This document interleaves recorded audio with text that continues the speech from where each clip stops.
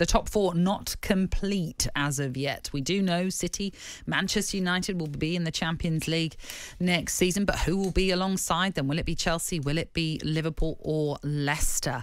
Really intriguing to see what's going to happen. And a massive game at the King Power Stadium, Cass, as Leicester look to reclaim their spot in the top four, taking on a Spurs side who themselves will be hoping that they can secure some European football to look forward to next season as well. And ultimately, when you look at what's happened to Leicester this season and last season, obviously we know it's been hugely successful because they've won the FA Cup and they've never done that before, so that's fantastic for them. But going into this final game of the season, now in fifth, having been in the top four for so long, is there going to be a question mark about how this season has ended quite disappointingly? It's been a really weird one, Nat. If you look at Leicester's last four games, it just typifies where they are, really, because they lost to Newcastle at home, 4-2. Then they go to Old Trafford and beat Man United 2-1. Then they beat Chelsea in the final of the FA Cup, and then they lose to Chelsea in the league. So they've had, them 4 games have sort of said what Leicester are capable of and also how vulnerable they can be. Leicester are, without a doubt, a dangerous side. They are a dangerous side. Tottenham are nowhere near Tottenham, certainly before Christmas. I thought they were poor against Villa in their last game, which they got beat. Yeah, I think, fair play to Villa. They turned the game round, but it looked like when Spurs went 1-0 up, it was going to be 2-3 on the day. Yeah, Villa turned the game around. In the end, looked quite comfortable. Look, they hit the post, and certainly Schmeichel had played his part in keeping the score. Tottenham from scoring. So I think it's Villa have showed that Tottenham are very, very vulnerable. In terms for Tottenham to hold on to 7th spot, which would guarantee them football in the new European Conference, they need to win this game at Leicester. For Leicester, though, to get back into that top 4 picture, they need to better what Liverpool do. That's as simple as that, really, if you're looking at what they have to do to get themselves back into Champions League qualification. Brendan Rodgers, as all managers have been doing this week, has held his pre-match news conference, and he's been talking about the potential of missing out on the top 4. Listen, there's no doubt it would be disappointing. We can't mask over that. The high of winning the FA Cup was we were, elated to bring that trophy to the football club.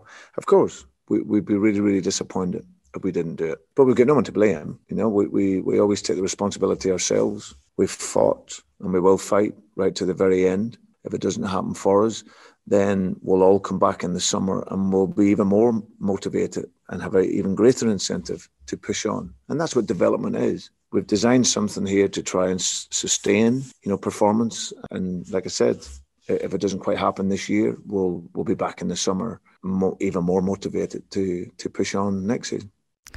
So, obviously, inevitably, he's going to be talking about if they do miss out, that it gives them extra motivation. But should we be more critical of them if they do miss out? Because they've been in that position for so long this season. It's hard to criticise a team that have been exceptional at times. I think you could certainly argue that Leicester have suffered as much as any club in the Premier League with injuries. Certainly from the back four, and I think Harvey Barnes has been a big loss to them in the second part of the season. He played brilliantly for them on the left. And they've paid a price because of the FA Cup final as well. The FA Cup final, they put a lot in to win that game. You could argue that Brendan, and we talked about yesterday, got it slightly wrong at Stamford Bridge. He went with a very cautious lineup to try and stifle Chelsea. And it always looked like Chelsea were going to win the league game at the Bridge this week.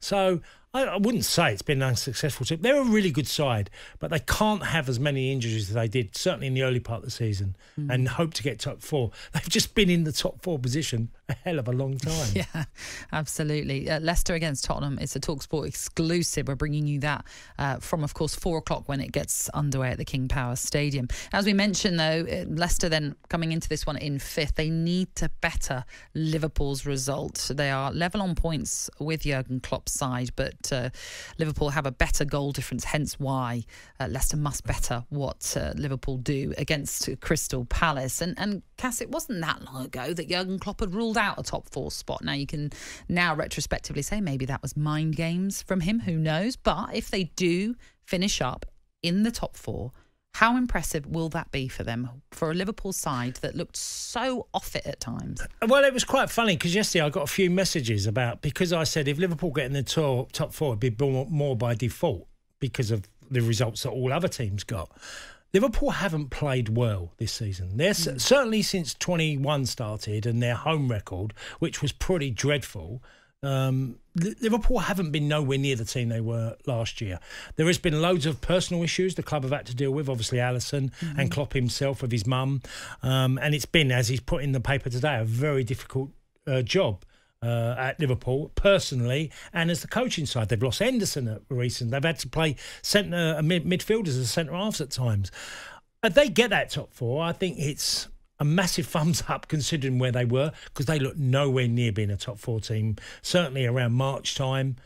It's look, if they end there and they're in the Champions League, that's a big plus, because they certainly didn't look like that. Their defence has been meek, but if I look at what's happened to them, it's a bit like Leicester in some ways. Injuries have played a big part on Liverpool's season as well. Yeah, certainly 2021 hasn't been great for Liverpool, although they are ending. But they lost nobody, didn't they, Natalie? If you go back to their winning the title, there was no major injuries. You know, sometimes it's just the cycle. What happens? You know, last season they were very fortunate because they had injuries, but not to the extent of what they've had this season.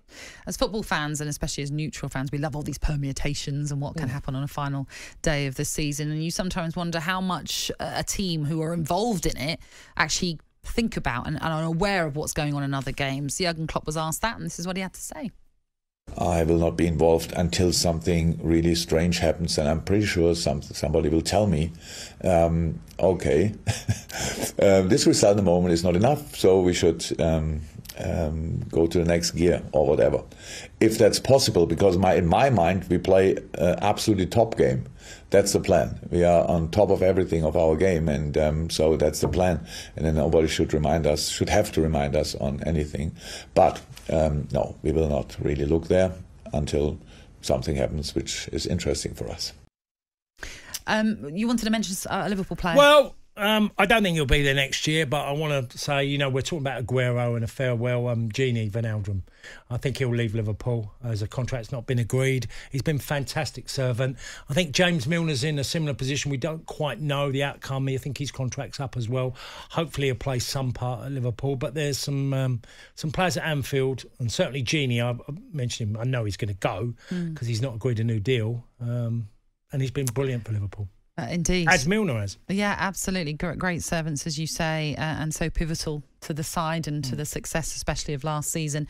Adrian Durham will be in situ at Anfield, bringing you all the action as it happens, with Sam Matterface and Trevor Sinclair also bringing you that commentary of Leicester against Tottenham, which is a talkSPORT exclusive. Let's continue quickly to rattle through the top four. Chelsea heads to... you're resting up there.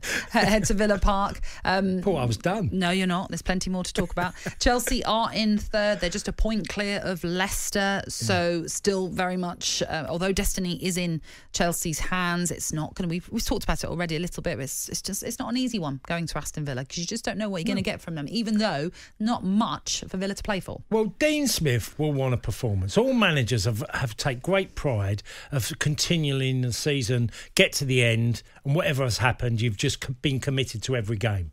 You know, and I think Dean Smith will want to do that. You know, you saw that in the performance of Spurs. If you ever want to say, you know, the team switched off, well, they certainly didn't at the Tottenham Stadium last week. No. They were committed in that game, and I think they'll be the same against Chelsea. Chelsea got to play well today to get a result. And lastly, let's look at what's happening at the London Stadium as West Ham host Southampton. West Ham in 6th. They know that if they avoid defeat, they will be in the Europa League, so they'll have some European football to look forward to. And David Moyes has talked about the impact that could well have on his squad going forward. I hope that we'll be more attractive to maybe some players. I don't think we'll be necessarily more attractive to players who are already in Europe and playing in European competitions. I think we might be more attractive to people who are at clubs who are not in Europe. People could say, you know, it's a good place, it's a step up. But I would hope people would look at West Ham now and look at them with the players we've got, the team we've got, how we've been performing, and the way we're making progress, that we might be an interesting club for MD who's keen to come. So what do you think? Is that right? If they do secure that Europa League football, does that make them more of an attractive proposition for new players possibly coming in? I think they are an attractive proposition. Anyway, I think what David Moyes has done has been absolutely sensational. Yeah. And getting them even closer. And if they get 6th place today, fair play to them. It should be an exciting season, and one that West Ham fans, because they don't go into many seasons being very hopeful. If you remember the start of this season, Diagana was going to West Brom, young player, leaving the club, all the upset.